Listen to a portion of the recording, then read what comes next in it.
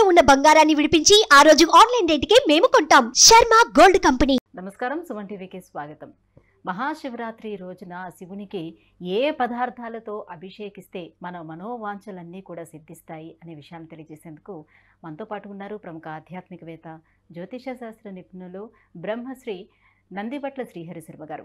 గురుగారు నమస్కారం అండి. వాగర్థావివ సంపృక్తౌ వాగర్థ ప్రతిపత్తయే జగతః పితరౌ వందే పార్వతీ పరమేశ్వరౌ. అన్నపూర్ణే సదాపూర్ణే శంకరః ప్రాణవల్లభే జ్ఞాన వైరాగ్య సిద్ధ్యర్థం భిక్షాం దేహి చ పార్వతి. మాతా చ పార్వతీదేవి పితాదేవో మహేశ్వరః బాంధవా శివభక్తాశ్చ స్వదేశో భువనత్రయం. సదాశివసమారంభాం శంకరాచార్య మధ్యమాం అస్మదాచార్య పర్యంతం వందే గురుపరంపరాం. ఆదిత్యాయ చ సోమాయ మంగళాయ బుధాయ చ గురుశుక్ర శనిభ్యశ్చ రాహవే కేతవే నమః. శృంగేరి జగద్గురు పీఠాధిపతులు శ్రీ శ్రీ శ్రీ భారతీ తీర్థ మహాస్వాముల వారికి, శ్రీ శ్రీ శ్రీ విధుశేఖర భారతీ తీర్థ మహాస్వాముల వారికి, కంచికామకోటి పీఠాధిపతులు శ్రీ శ్రీ శ్రీ విజయేంద్ర సరస్వతి మహాస్వాముల వారికి ప్రణామములు తెలియచేసుకుంటూ కార్యక్రమాన్ని ప్రారంభించారు. గురుగారు, మహాశివరాత్రి రోజున పరమేశ్వరునికి అభిషేకాలంటే చాలా రకాల అభిషేకాలు చెప్తూ ఉంటారు. అయితే ఆ అభిషేకాలన్నీ ప్రతి ఒక్కరూ చేయించుకోలేకపోవచ్చు, ఆర్థికంగా అంతగా సహకరించకపోవచ్చు వాళ్ళకి. అయితే ప్రతి సామాన్య మానవుడు కూడా ఆ పరమేశ్వరునికి ఏ పదార్థాలతో అభిషేకాలు చేయించుకుంటే వాళ్ళ మనోవాంఛలన్నీ కూడా ఫలిస్తాయి. మనకు శివ పురాణాన్ని, లింగ పురాణాన్ని, భవిష్యోత్తర పురాణాన్ని అనుసరించి కొన్ని ఉపనిషత్తులలో కూడా మహాశివరాత్రి రోజున ఏ విధమైనటువంటి ద్రవ్యములతో అభిషేకము, ఏ విధమైనటువంటి పుష్పాలతో అర్చన, ఏ విధమైనటువంటి నైవేద్యం పెట్టమని మనకు శాస్త్రంలో క్షుణ్ణంగా ఖచ్చితంగా చెప్పబడి ఉంది. ఇప్పుడు చెప్పబడేటువంటిది కేవలం శివపురాణాన్ని అనుసరించి చెప్పేటువంటి పరిహారము. కాబట్టి వీక్షించేటువంటి సుమన్ టీవీ ప్రేక్షకులు ఆ మహాశివరాత్రి రోజున పరమేశ్వరుని యొక్క దివ్య అనుగ్రహాన్ని పొందడానికి శాస్త్రం ప్రకారము చెప్పినటువంటి విధానాన్ని ఎవరైతే అనుసరిస్తారో వారికి ఖచ్చితంగా శివానుగ్రహం కలుగుతుంది. మీకు ఉన్నటువంటి సమస్యలు ఏవైతే ఉంటాయో ఆ సమస్యలన్నీ కూడాను శివానుగ్రహం వల్ల తెరలుగా తొలగిపోయినట్టుగా మీకు ఉన్నటువంటి ఇబ్బందులన్నీ తొలగిపోతాయి. ముఖ్యంగా శివుని యొక్క అనుగ్రహాన్ని పొందినటువంటి వ్యక్తులకి ఈ ముల్లోకాలలో అపజయం అంటూ ఏదీ ఉండదు, అంతా జయమే. వీక్షించేటువంటి సుమన్ టీవీ ప్రేక్షకులు ఒక్కసారి గతించినటువంటి కాలంలో ఉన్నటువంటి పురాణ పురుషులందరినీ చూడండి.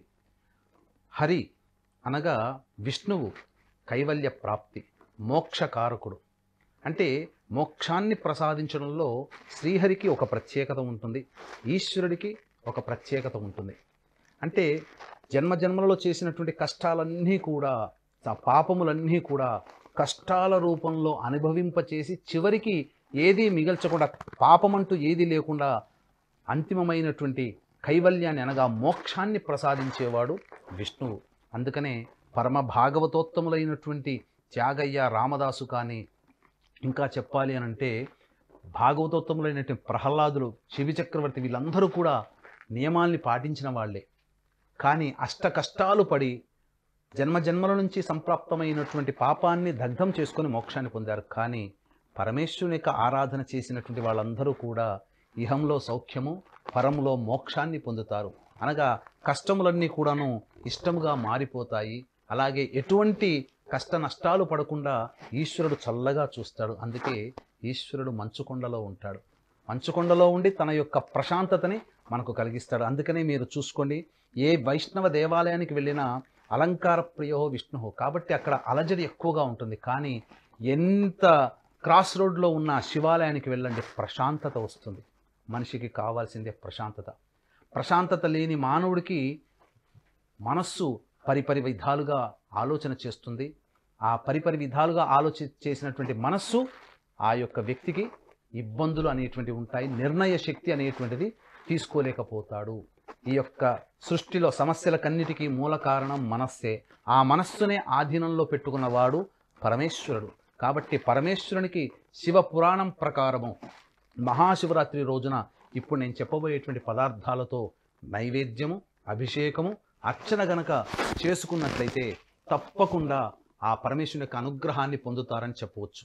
ఇక గమనించాల్సిన అంశం ఏంటంటే, వీక్షించేటువంటి సుమన్ టీవీ ప్రేక్షకులు కూడా మహాశివరాత్రి సందర్భంగా మా పీఠం ఆధ్వర్యంలో కాశీలో మా స్వంత భవనం శ్రీ కామాక్షి నిత్యాన్నదాన ఆశ్రమంలో ఈ యొక్క మహాశివరాత్రి సందర్భంగా అన్నదాన కార్యక్రమం జరపబడుతుంది. కాబట్టి వీక్షించేటువంటి ప్రేక్షకులు, అన్నదానానికి సహకరించే భక్తులు మీ వంతు సహాయ సహకారాలు అందించవచ్చు.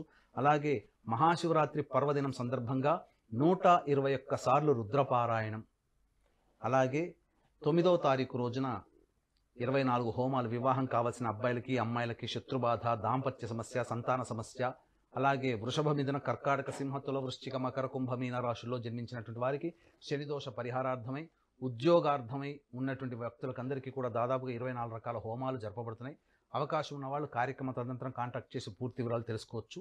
ఇక కార్యక్రమంలో నేరుగా వెళ్ళినట్లయితే మహాశివరాత్రి రోజున 4 జాములలో ఈశ్వరునికి అభిషేకము, అర్చన, నైవేద్యం పెట్టమని మనకు శివపురాణం చెప్పబడి ఉంది. అయితే మనకు సాధారణంగా శివరాత్రి రాత్రిపూట జరుపుకునేటువంటి ఆచారము, పూజా విధానము కాబట్టి ప్రదోషకాల సమయం నుంచి, సూర్యాస్తమయం సమయం నుంచి ఈ యొక్క శివరాత్రి రోజున ఈశ్వరునికి సంబంధించినటువంటి విశేషమైనటువంటి పూజాది కార్యక్రమాలు ప్రారంభమవుతాయి. ఉదయమంతా కూడాను ఉపవాసాన్ని పాటించి చక్కగా ప్రదోషకాల సమయం సమీపిస్తుండగానే, అనగా సూర్యాస్తమయానికంటే ముందే కాలకృత్యాదులు మళ్ళీ తీర్చుకొని చక్కగా ఏ వ్యక్తి అయినప్పటికీ కూడా ఈ చెప్పినటువంటి 4 జాములు, 4 సమయాలలో ఈశ్వరునికి అభిషేకము చేయండి.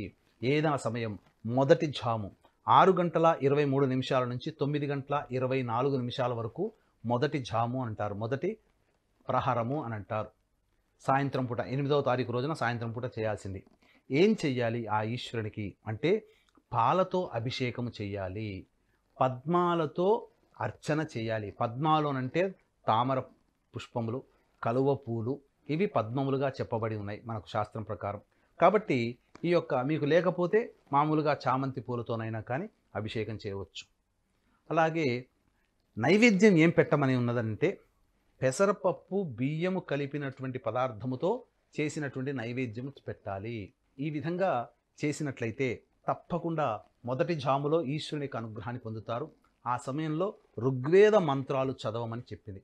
అయితే వీక్షించేటువంటి ప్రేక్షకుల్లో చాలామందికి బ్రాహ్మణుని పెట్టుకోగలిగే శక్తి ఉంటే బ్రాహ్మణుని పెట్టుకొని ఈ 4 నియమాలలో అభిషేకాలు చేసుకోండి. లేకపోతే మీరు శివాయ నమః అంటూ చాలు, ఇంకేం అవసరం లేదు.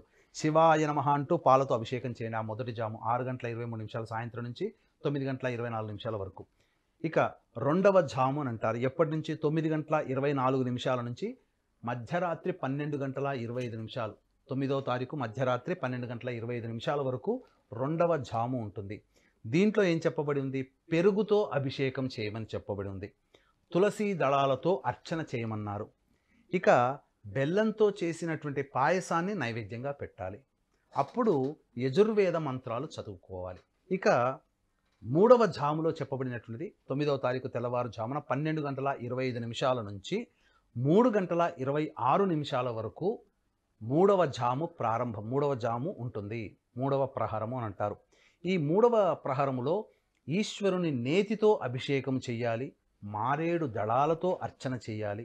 అలాగే నువ్వుల పొడితో చేసినటువంటి తినుబండారము, నువ్వుల పొడి బెల్లముతో చేసినటువంటి తినుబండారములు ఈశ్వరునికి నైవేద్యంగా పెట్టాలి. అప్పుడు సామవేద మంత్రాన్ని జపించాలి, పారాయణం చేయాలి, సామవేద మంత్రాలు చేయాలి. ఇక 4వ జాము అని అంటారు. 9వ తారీఖు తెల్లవారుజామున 3 గంటల 26 నిమిషాల నుంచి 6 గంటల 27 నిమిషాల వరకు 4వ జాము అవుతుంది. ఈ 4వ జాములో తేనెతో అభిషేకము చెయ్యాలి, నీలోత్పలాలతో అర్చన చేయాలి. నీలోత్పలాలు అంటే నీలి రంగు, బ్లూ కలర్ పుష్పములతో అర్చన చేయాలి. ఇప్పుడు చామంతి పూలు పుష్పం దొరుకుతున్నాయి, అలాగే బ్లూ కలర్లో నల్ల కలువ పూలు దొరుకుతున్నాయి, అలాగే శంఖు పుష్పి పూలు అని అంటారు, అవి కూడా నీలి రంగులో ఉంటాయి. కాబట్టి ఆ నీలి రంగులతో ఉన్నటువంటి పుష్పాలతో ఈశ్వరుని 4వ జాములో అర్చన చేయాలి. అప్పుడు కేవలం అన్నమే నైవేద్యంగా పెట్టాలి.